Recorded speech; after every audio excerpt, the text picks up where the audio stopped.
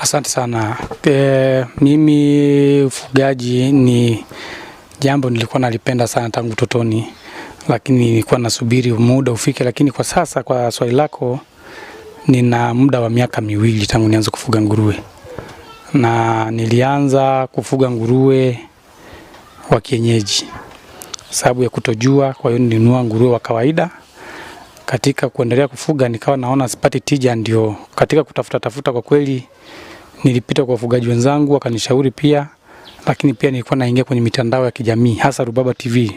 Nilikuwa nikifuatilia, nikawa naangalia jinsi mnavyofanya interview na wafugaji, lakini pia nilikuwa naangalia kwenye YouTube channel za huko nje jinsi ya ufugaji wa kisasa.